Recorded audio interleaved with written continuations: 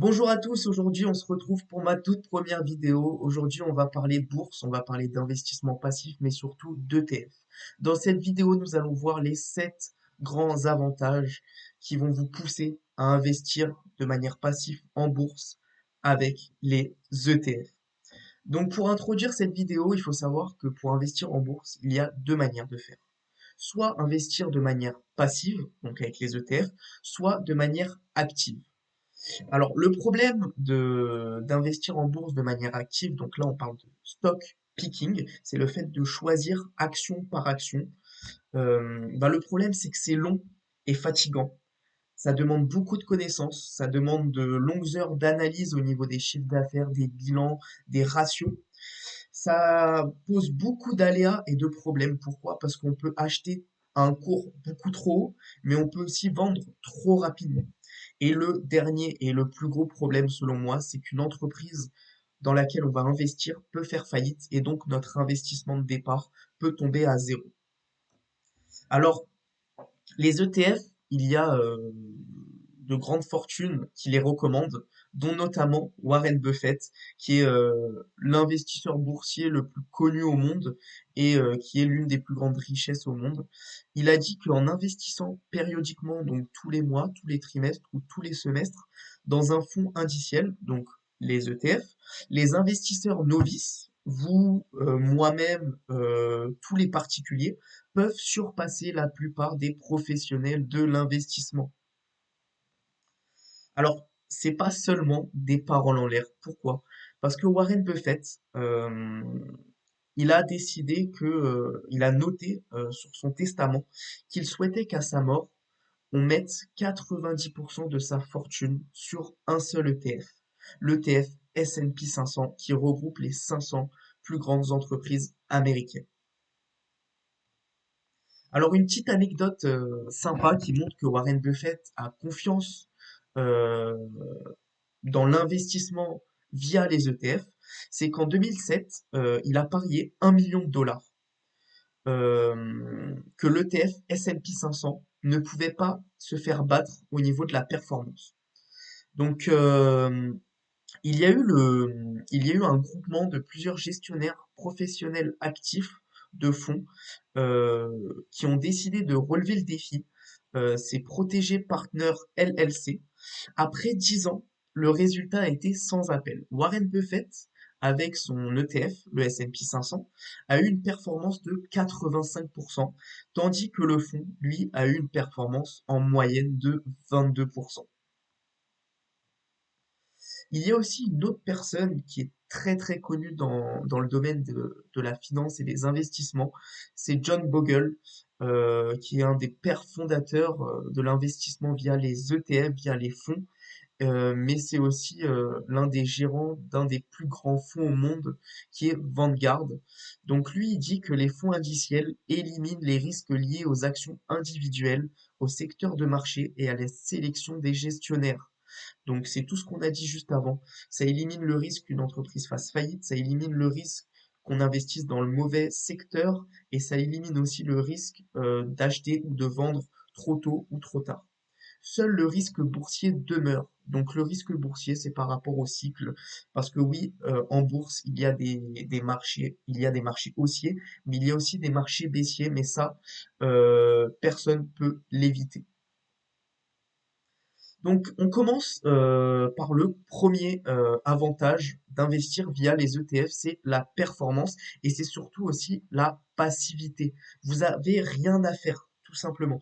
Donc là, on peut voir sur le graphique euh, qu'au niveau du lazy investing, donc la courbe qui est en noir, la courbe continue en noir, ça représente le lazy investing, donc un investissement passif via les ETF. On peut voir que c'est beaucoup plus performant que un excellent fonds patrimonial ou la moyenne des fonds. On peut aussi voir que selon une étude de Spiva, de 2020, on peut voir que 90,63% des fonds professionnels américains n'arrivent pas à battre l'ETF S&P 500 qui regroupe les 500 plus grandes entreprises américaines. On peut aussi voir que, de la même étude Spiva, que 81,25% des fonds professionnels, donc non pas américains, mais européens, n'arrivent pas à battre l'ETF S&P Global 1200, qui à lui tout seul représente le marché mondial. Le deuxième avantage d'investir en bourse via les ETF, c'est la diversification. Selon Warren Buffett, il y a une citation qui est très importante pour moi, c'est la diversification est une couverture contre l'ignorance.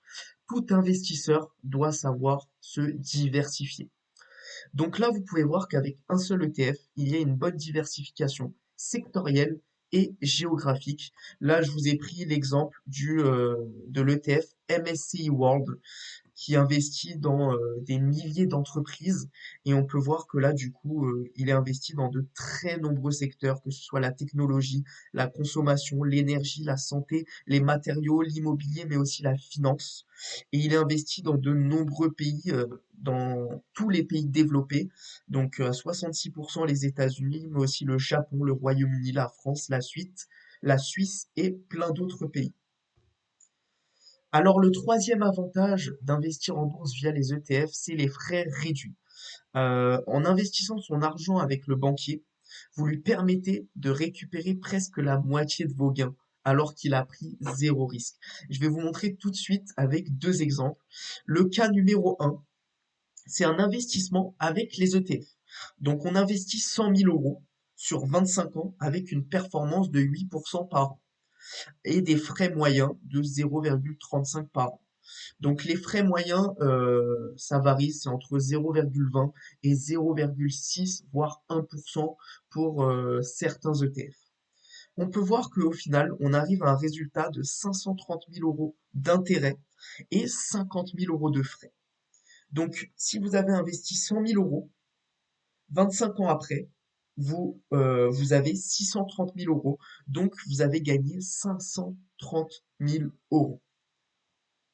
Dans le cas numéro 2, là, vous investissez, mais avec votre banque. Vous passez par votre banque et non pas par une banque en ligne. Donc là, vous investissez 100 000 euros sur 25 ans avec la même performance de 8% par an. Mais par contre, les frais moyens en passant par une banque physique sont de 2% par an. Donc là, vous voyez que, au final, vous vous retrouvez avec un capital total après 25 ans de 429 000 euros. Donc, ce qui vous fait 329 000 euros d'intérêt. Donc, presque 200 000 euros d'intérêt qui ont disparu. Et ça vous fait 255 000 euros de frais. Donc, c'est là que vous voyez qu'au final, en investissant votre argent dans des banques physiques, et bah la banque physique gagne presque la moitié de votre investissement sans avoir pris aucun risque. Le quatrième avantage d'investir via les ETF, pour moi, c'est qu'il y a besoin de peu de connaissances. Il faut certaines compétences. Donc, pour moi, les compétences primordiales pour réussir un bon investissement avec les ETF, c'est dans un premier temps la patience, dans un deuxième temps une bonne gestion de ses émotions et du stress, parce que oui, les marchés boursiers, ça peut monter, ça peut descendre, mais au final, sur le long terme, les courbes sont toujours, elles vont toujours vers le haut. Donc, c'est toujours positif. Donc, il faut aussi avoir de la persévérance. Pourquoi? Parce que vous allez investir tous les mois pendant 10, 15, 20, 30 ans. L'objectif, c'est de viser du long terme. Il faut aussi avoir de la régularité et il faut suivre sa stratégie, quoi qu'il en coûte, même lors des crashs boursiers. Le cinquième avantage d'investir via les ETF, c'est que ça demande très peu de temps. C'est tout simplement passif. Donc là, je vous donne un exemple que l'objectif, comme je vous ai dit, c'est du long terme, hein. Via les ETF, faut attendre 10, 15, 20 ans pour récolter les fruits de son investissement. Là, je vous ai montré un graphique de l'ETF MSCI World et on peut voir que l'ETF MSCI World, dans les années 2000, 2010 à peu près, il était à 100, il était à 100 euros et aujourd'hui en 2021, il est à 422 €, donc presque un x4 en l'espace d'une dizaine d'années. Par contre, si vous regardez sur le court terme, là, vous pouvez avoir peur et vous risquez de vendre et de paniquer. Donc là, on peut voir que bah, pendant le court terme, en novembre, décembre 2021, on a pu voir des chutes de près de 2%, 2, 3, 4%. Le sixième avantage pour moi, c'est que le PEA. Le PEA, c'est une niche fiscale en France. Ça permet de payer beaucoup moins d'impôts.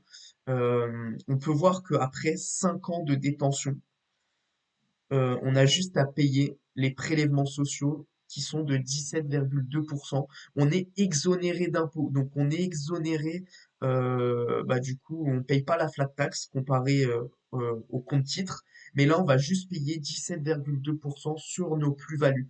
Et bah, ce qui est intéressant, c'est que à la base, le PEA, on peut investir que dans des actions européennes.